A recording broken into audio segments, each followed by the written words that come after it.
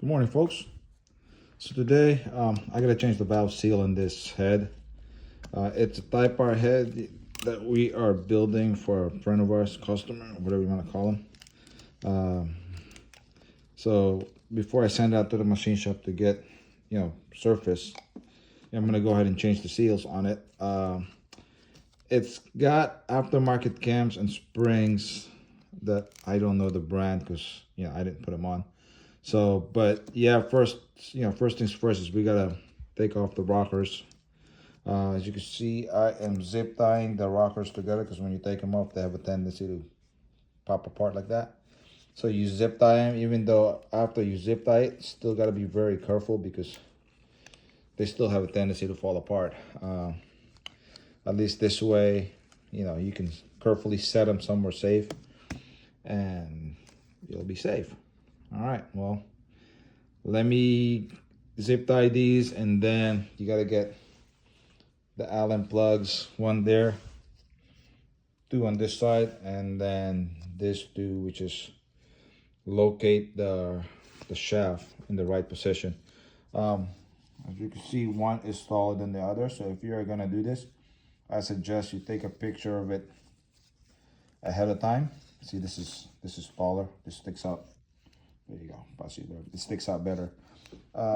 This is the exhaust side. So I don't know if it's interchangeable, but I'd rather put them back the way I found them.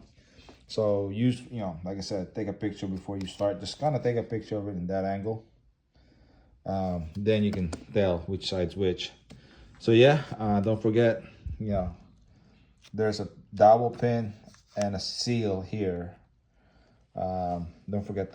Don't lose that, I should say. So when you take it off, make sure it's there.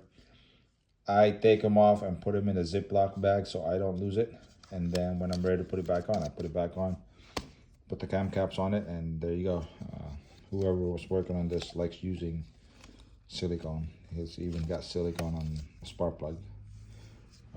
But yeah, all right, well, let me zip tie this and get them off, and then we'll pop up each retainers and change the seals. Okay, as you can see, I got them off. It took about 15 minutes, probably not even 10 minutes maybe. Notice how I got it lined up here to where I know where everything goes. So basically, I just went from there, moved it like that. Now, since this is going to a machine shop, I'm not gonna put this thing back on yet. What I'm gonna do later on is put them in Ziploc bags individually, and I label them 1, 2, 3, 4, I and E, intake and exhaust. So yeah, so now next step would be to pop the retainers off of these, the little clip thing, and then pull the valves off. And once the valve is off, we can change the seals and then put the valves, valve springs back on, and then be on the way. By the way, I did pressure check this to make sure that the valves are not leaking, and they were fine. So the seals are probably okay. This thing had a problem with worn rings, but since we already got it all apart, it's best to change the seals because it's a bad day to find out that the seals will leak, 1,000 miles from now or so on. So yeah, let me go ahead and pop these off and then get back to you. All right, folks, as you can see, I've got them out. The way I got them out is I'm working with one hand. I can't find a tripod, that's why I'm just probably gonna buy a new one. Basically, a long 19, is this 19? 17, I'm sorry. A long 17 millimeter socket, like that. You gotta hold it with one hand and then pound. So basically what you wanna do is, as you can see, I've got everything laid out, is you wanna put it like that. So the inner part, the valve will go in, so it's gonna push down on the springs, then the keepers will fall out. I even got the keepers arranged. You notice I lost 2, 1 and 2 here. I got them organized in a way that I know put them back in the exact same spot. I'm just gonna replace the 2 that I lost. I know it flew out. Those 2, my hand kind of slipped, or One of the keeper didn't exactly fall out right away, and then when I put my hand, it kind of want to pop out, and then it fell. You know, it's on the floor somewhere. I'm gonna give it about 10 minutes to see if I can find it. If not, I'm gonna go to my stash and replace it. I do every now and then when I trash an LS head, I pop out the keepers for days like these, so I have extras in my toolbox. But yeah, okay, well now it's just basically pull the valves out and then replace the not the guys, sorry, replace the seal. Hold on. All right, so I got all the valve seals out. Basically you just manhandle it. I use pliers, you know, boom, boom, boom, boom, boom, like that. So so they look like this when you get them out. You see all the plier mark. I know the gasket set comes with seals, but Speed Factory one, or Super Tech, I'm sorry, I thought it was Speed Factory. My son bought these. The Super Tech ones are not that much more expensive, and they're a lot better. In my opinion, it's a bad day to find out that you got a defective valve seals from China. I'm sure this is probably also made in China, but it makes me feel better. So I'm gonna go ahead and just use this. I think they were like 20 bucks. So I'm gonna go ahead and use Super Tech ones, throw it on there. I don't know if I showed you the valve springs and retainers. They look, you know, they're aftermarket, they're not Honda. And since it's a Type R head, I don't know if you can kind of see that. It's got that kind of valves in it. And for those that hasn't seen what a Type R head looks like on the intake or exhaust, let me get this head. Watch me drop the head on the floor and cuts and, you know, cracks in half. That wouldn't be funny. Kind of hard to see, but they're ported. You know, yeah. There you go. See it better. Type R, you know, Honda ports just the bowl, not the whole runners. But you see how somebody at the factory just kind of goes around and grind it. You know, it's a mild port, and apparently that's enough for them. But that's what, you know, that's the difference between a Type R and a B16A head. Technically, this is a B16A head. Sorry, I'm just putting it back. So technically, this is a off-the-shelf B16 head, and they did the port. They put, you know, different valve springs on it, and different valves, and it's obviously different cams. But to start off, that's why when they're done, I don't have the cam caps on it.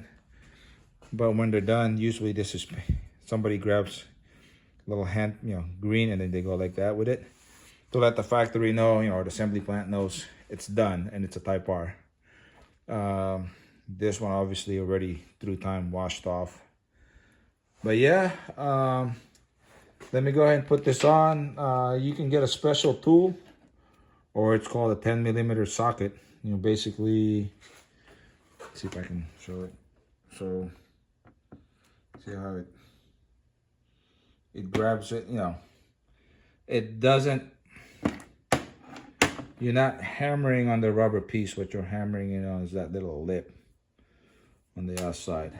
I mean, to be honest, before I figured it out this way, back in the day, I used to just take one of these without the socket on it and, you know, pound it in. But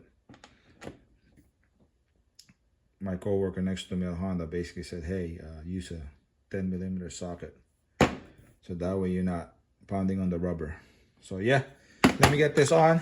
They are specific for intake and exhaust. The exhaust one is sorry, the exhaust one, you know, is withstand heat, because it does get a lot hotter with the exhaust, and the intake one, it's just regular.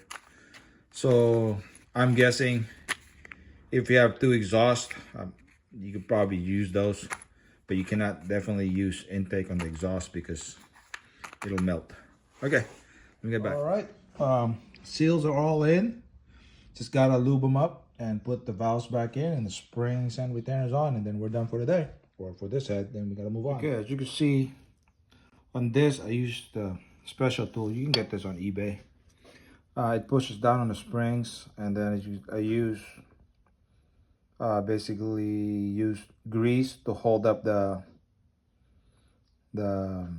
keepers, and then once keepers are being held down, you just loosens it and it lifts it back up. And the idea is for it to, the keepers will hold the retainers in place, as you can see, and that's how it works. So here, I went ahead and skipped a step, so I'm gonna show you on this one. Now also, as you notice, this thing's a little rocky. I put a rag underneath, and that holds the valves shut, so the valve doesn't fall down. So I mean, it probably won't fall down. I just needed both hands because I had to hold this in place while I screw it down. So now that it's sitting properly, all you're really doing is tightening it. So when you tighten it, it pushes down on this thing, in turn pushes on the spring, on the retainer and spring, holds it shut, and then it exposes the groove on the valve. See that groove right there?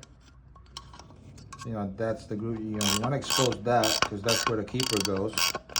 So now that we got that exposed, what I usually do is take a little bit of grease, so that way once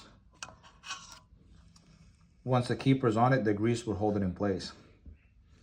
And then I'm gonna need two hands again to basically put the keeper on there. So I'll be back.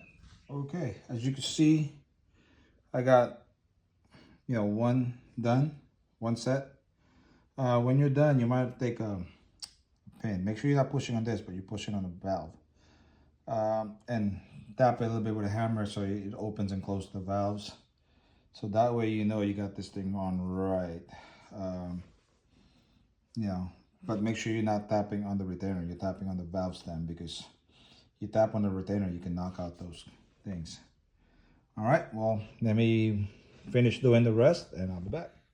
All right, there you have it, folks. Got them all put back on, got the seals replaced.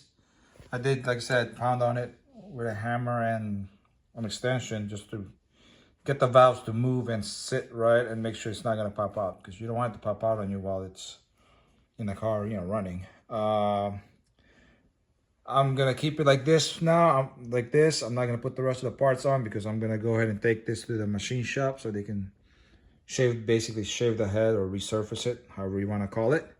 As far as this, I'm going to go ahead and put them in individual Ziploc bag, toss this away, bag those, and put them along with his parts. So that way when I get back and ready to put it back on, I'll have it organized. So yeah, and also we didn't forget about the EG K20 swap. I was waiting for parts to come in. I ordered some parts for it. It should be in. I think a couple parts came in today. I gotta go pick it up at the post office. And I expect a video on that. That's coming up next. I still don't have an engine for this. You know what? I'll make a video update on this. We might take this car to the dyno pretty soon, so we'll get a video on that. We didn't change the valve seals yet. We probably don't have enough time to change it, so what we'll do is dyno it, see how it goes, and then change it if we need it. All right, well, till next time.